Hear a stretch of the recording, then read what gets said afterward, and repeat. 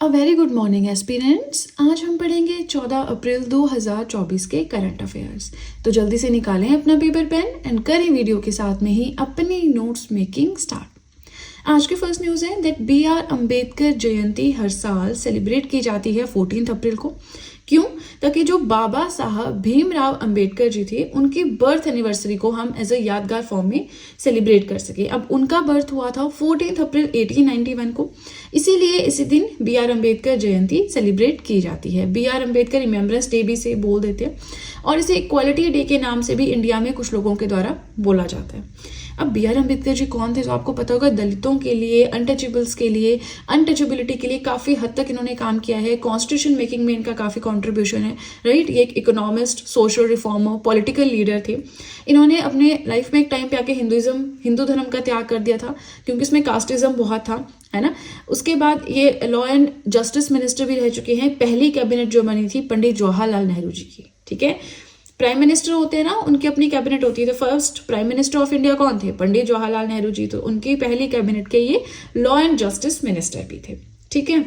बाकी जो लोग हिस्ट्री ऑनर्स रखते हैं उनको BR अम्बेडकर जी पे पूरी बुक होती है ना, तो उस पर काफ़ी हद तक नॉलेज होती है। बाकी हिस्ट्री में भी हम बात करें, पॉलिटी में भी इनका जिक्र होता है ना, तो हम वहाँ भी इनके बारे में पढ़ेंगे। आगे चले, अगर हम सेकेंड न्यूज़ देखिए तो यहाँ भी एक डे है जो रिसेंटली सेलिब्रेट किया गया है, जिसके बारे में हमें पढ़ना है, which is the Tamil new year, और जिसे पुट्ठांडु भी कहा जाता है। सेम 14 अप्रैल को सेलिब्रेट किया जाता है। तमिल कैलेंडर का पहला दिन होता है साल का। तमिलनाडु, श्रीलंका, मलेशिया और भी इस साइड के जो कंट्रीज है ना, वहाँ पे मेनली सेलिब्रेट होता है। ये एक फेस्टिवल की तरह सेलिब्रेट किया जाता है तमिल लोगों के द्वारा पूरी दुनिया में। ऐसा नहीं कि इन्हीं कंट्रीज में, अगर कोई बाहर USA या यूरोप में भी कोई रहता है जो कि तमिल है तो वो लोग वहाँ भी सेलिब्रेट करते हैं। होता है ना ये, जैसे कोई बाहर USA कनाडा जाते हैं ना, पंजाबी इंडियंस, बड़ा ये ट्रेंड है वहाँ पे। तो वहाँ पे दिवाली का त्यौहार बहुत जोरों शोरों से मनाया जाता है। एटलीस्ट जो इंडियंस हैं वो तो सेलिब्रेट करते हैं, वहाँ के तो क्यों ही करेंगे जब उनको सिग्निफिकेंस ही नहीं पता। तो बस वैसे ही it is celebrated as a festival by Tamil people across the globe. Next आता है, अब इसी चीज़ को केरला में विशु के नाम से जाना जाता है। सेंट्रल एंड नॉर्दर्न इंडिया में बैशाखी के नाम से जाना जाता है। बैशाखी का अगर थोड़ा सा देखें, वैशाख हम पढ़ते चैत्र, वैशाख, ज्येष्ठ, आषाढ़, श्रावण, भाद्रपद, ये हमने पढ़ रखा है ना। तो ये भी होते हैं, जैसे हम जैन फेब बोलते हैं, तो ये हमारे हिंदू कैलेंडर के होते हैं। नाउ वैशाख मंथ का पहला दिन एज ए वैशाखी सेलिब्रेट किया जाता है। स्प्रिंग हार्वेस्ट फेस्टिवल इसे कहा जाता है। बसुआ भी इसको बोलते हैं। यूजुअली 13 या 14 अप्रैल को आता है। वैशाखी जो है, वैसे हम बोलते हैं सिख फेस्टिवल है, नहीं, हर धर्म के द्वारा सेलिब्रेट किया जाता है। हार्वेस्ट फेस्टिवल है, लेकिन सिखों का भी अलग वो है इसमें, है ना। एज अ सिख वो क्या करते हैं, वो क्यों इसे सेलिब्रेट करते हैं? क्योंकि इस दिन खालसा ऑर्डर का एक कंसेप्ट आया था बाय गुरु गोबिंद सिंह जी, जो कि हमारे 10वें गुरु थे सिखों के, है ना। तो उन्होंने कहा था कि अब से गुरु की पूजा नहीं होगी, खालसा पंथ, है ना। खालसा ऑर्डर आया था अलग से कि मतलब अलग से वो करेंगे। अब किसी एज अ पर्सन को वो नहीं मानेंगे, वो बुक उनकी होती है, होली बुक, है ना। अगर आपने देखा गुरुद्वारे में तो वो उसकी पूजा करते हैं, ठीक है। चलिए, इसी के साथ हमारा फर्स्ट पेज होता है कंप्लीट। वीडियो पसंद आ रही हो तो लाइक ज़रूर कीजिएगा। इसी के साथ बताना चाहूँगी कि आप सब चाहें तो GS हैंड रिटन नोट्स भी परचेज कर सकते हैं, जिसमें history, polity, geography, economics, current affairs, art and culture, इन सभी सब्जेक्ट्स के नोट्स आपको मिल जाएंगे।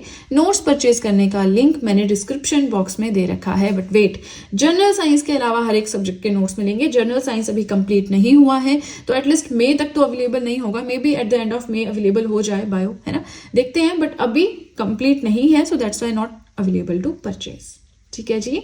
चलिए, तो अब सीधे चलते हैं अपने सेकेंड पेज की ओर। आज का थर्ड पॉइंट है दैट एक नई बुक है जो लिखी गई है। बुक का नाम है the idea of democracy. Sam Pitroda ji के द्वारा ये लिखी गई है। ये बुक एक्सप्लोर करती है the current state of democracy and it's challenges. Democracy का क्या कंसेप्ट है, क्या चैलेंजेस आज की डेट में फेस कर रही है डेमोक्रेसी, तो इसके ऊपर ये बुक लिखी गई है। नाम से भी हमें आइडिया लगता है। इसी के साथ बात करें, ये सैम पिट्रोडा जी हैं कौन जिन्होंने ये बुक लिखी है? तो ये father of Indian telecom revolution भी कहे जाते हैं। Father of yellow revolution, yellow revolution माने ऑयल सीड्स, तो उससे भी रिलेटेड हैं, उसके फादर भी कहे जाते हैं। And founder and first chairman थे इंडिया के टेलीकॉम कमीशन के, ठीक है। तो याद रखना है आपने। ऐसे इस तरह से यहाँ से भी क्वेश्चन उठाया जा सकता है। बाकी बुक किसने लिखी है वो भी याद रखना है। फोर्थ न्यूज अगर हम देखें, जापानीज F1 ग्रैंड प्रिक्स किसने जीता है? मैक्स वर्स्टैपन ने। कौन है? Belgian Dutch motor sports racing driver हैं। ठीक है। इसी के अलावा और ग्रैंड प्रिक्स भी इन्होंने जीते हैं, जैसे बहरान ग्रैंड प्रिक्स भी इन्होंने जीता है, सऊदी अरेबियन 2024 का ग्रैंड प्रिक्स इन्होंने जीता है, Australian grand prix Carlos Sainj ने जीता है। ठीक है, क्यों जीता है तो मैंने उस टाइम आपको बताई थी स्टोरी, अगर आपको ध्यान हो, ठीक है ना, तो थोड़ा सा रिकॉल करें, अगर याद है तो मुझे फटाफट से कमेंट सेक्शन में बताएं। चलिए आगे चलें। फिफ्थ न्यूज देखिए, सारे छोटे छोटे पॉइंट्स हैं इसलिए हम फटाफट से इन्हें कवर करेंगे, ठीक है ना।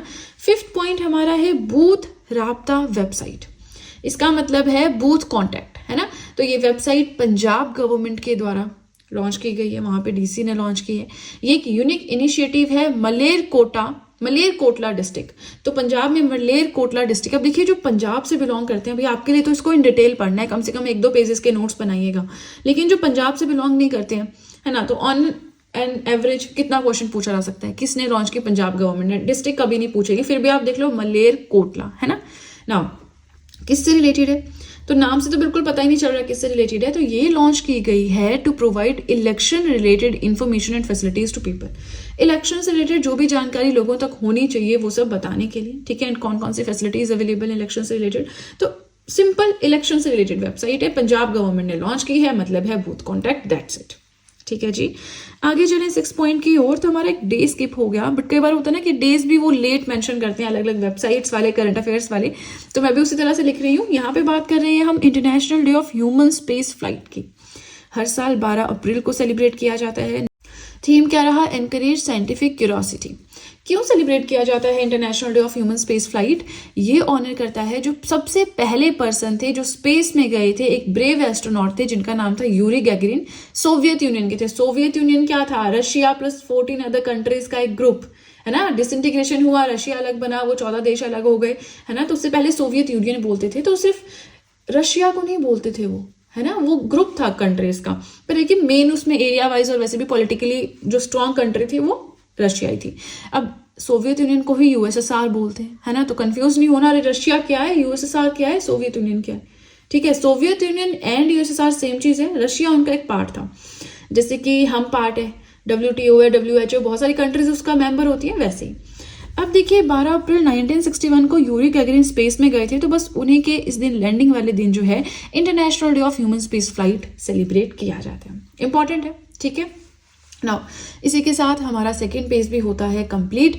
यहाँ पे आपको बताना चाहूँगी कि आप सब चाहें तो मुझे इंस्टाग्राम पे फॉलो कर सकते हैं, आप सब चाहें तो मुझे टेलीग्राम अकाउंट पे ज्वाइन कर सकते हैं। इन दोनों चीज़ों का लिंक ही मैंने डिस्क्रिप्शन बॉक्स में दे रखा है। इसी के साथ आप सभी से रिक्वेस्ट है कि वीडियो के साथ में नोट्स बनाते चलें, बहुत बेनिफिशियल आपके लिए रहेंगे। और अब सीधे चलते हैं अपने थर्ड और अपने लास्ट पेज की ओर। आज का 7th पॉइंट है जॉन एल्फ्रेड टिनिसवुड। ये बने हैं दुनिया के सबसे ओल्डेस्ट पर्सन। बने हैं मतलब देखिए, इससे पहले जो ओल्डेस्ट पर्सन थे दुनिया के, उनकी रिसेंटली डेथ हुई थी। हमने पढ़ा था, जो हम पास्ट अवे रिसेंटली वाला टॉपिक पढ़ते हैं ना, उसके अंदर।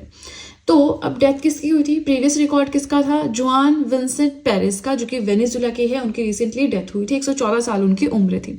वेनेजुला एक साउथ अमेरिकन कंट्री है। अब जब इनकी डेथ हुई तो नया रिकॉर्ड बनाया, वर्ल्ड के न्यू ओल्डेस्ट मैन बने। कौन बने, जॉन एल्फ्रेड टिनिसवुड। इंग्लैंड से है, 111 ईयर्स इनकी एज। आगे चले 8th न्यूज देखें तो राजीव रतन पास्ट अवे रिसेंटली। कौन थे, तेलंगाना के सीनियर IPS ऑफिसर थे, तो याद रखना है, ठीक है। 9th पॉइंट अगर हम देखें तो एयर इंडिया के ग्लोबल एयरपोर्ट्स ऑपरेशंस के हेड कौन बने। एयर इंडिया के ग्लोबल एयरपोर्ट्स ऑपरेशंस के हेड बने हैं जयराज शनमुगम, दैट्स इट। अब इसमें देखिए यहाँ पे या इस पॉइंट में और ज्यादा डिटेल की जरूरत ही नहीं है ना, तो जितना जरूरी है हम उतना ही पढ़ते हैं। बाकी अगर आपको लगे कि कोई पॉइंट कम पढ़ा है, मुझे और जरूरत है जानने की, तो आप गूगल कर सकते हैं, है ना, गूगल तो हमेशा आपके पास है ही। चलिए आगे चलिए 10th न्यूज देखें तो हर जगह हर वेबसाइट पे आपको ये चीज मिलेगी कि इलाहाबाद हाईकोर्ट एक नया जजमेंट लेकर आया है, ठीक है। क्या है, दैट कन्यादान not essential in Hindu marriage. अब मुझे लगता है मैक्सिमम आप लोग जो वीडियोस देख रहे होंगे इसमें हिंदू होंगे, है ना, क्योंकि हमारा इंडिया में थोड़े हिंदू ज्यादा है। लेकिन ऐसा भी नहीं है, अब तो मुस्लिम पॉपुलेशन भी काफी ज्यादा काफी स्पीड से इंक्रीज हो रही है। लेकिन वो है ना थोड़ा सा, तो अगर मैं बात करूं हिंदुओं में क्या होता है कि कन्यादान महादान बोलते हैं, है ना, कि जिसकी बेटी हो कन्यादान करते हैं, मतलब उन्होंने सबसे बड़ा दान कर दिया। तो ये सुना ही होगा आपने, है ना, बूढ़े बुजुर्ग दादा दादी बोलते रहते हैं कि अच्छा बेटी नहीं है यार तो किसी और का कन्यादान कर देना, है ना। तो वो थोड़ा सा होता है। तो क्या है ना, यहाँ पे कन्यादान not essential in Hindu marriage. इन्होंने कहा है कि कन्यादान जरूरी नहीं होता। जो हिंदू मैरिज एक्ट है 1955 का, वो यही बोलता है कि कन्यादान जरूरी नहीं है, लेकिन कोर्ट ने एम्फेसिस मतलब फोकस दिया है सप्तपदी के वचन पे। जो 7 फेरे होते हैं, 7 फेरे हम बोलते हैं, 7 स्टेप्स होते हैं, अग्नि के चारों ओर 7 फेरे लिए जाते हैं।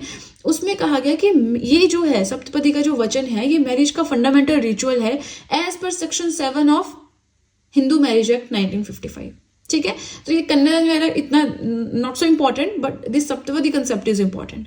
और ये जो डिसीजन आया है, जजमेंट आई है बेंच ऑफ जस्टिस, मतलब ग्रुप बना था जजेस का, है ना, तो उसमें जो हेड थे जस्टिस सुभाष विद्यार्थी जी, उन्होंने ये चीज जो है वो ओपन अप की है।